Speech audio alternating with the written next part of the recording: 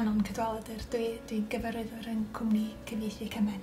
Dwi wedi bod yn gweithio yma dros 12 mlynedd. Dwi'n gyfarwyddwr ar y cwmni a dwi'n cyfieithu, byddai'n cyfieithu gwaith papur ac yn cyfieithu ar y pryd hefyd.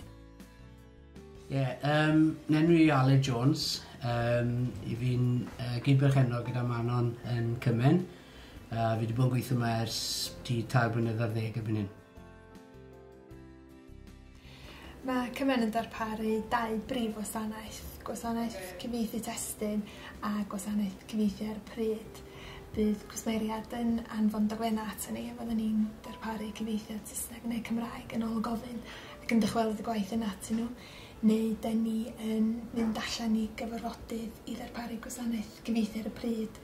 Dyn os yw rhywun eisiau cyfrannu at gynhadledd neu gyfarfod neu cyfweliad yn Gymraeg, mae modd iddyn nhw'n wneud hynny. Wedyn bydd pawb sy'n ddim yn siarad Cymraeg yn y cyfarfod gallu dall beth sy'n mynd ymlaen trwy'r gwasanaeth cyfieithu ar y pryd.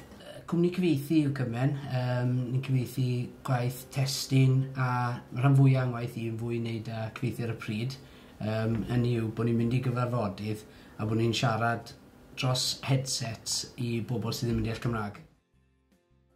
Cwmni wedi cael ei sefydlu yn Nghaernarfon, gath ei sefydlu yn 1987, wedyn mae Cymen newydd ddathlu 5 mlynedd ar 20.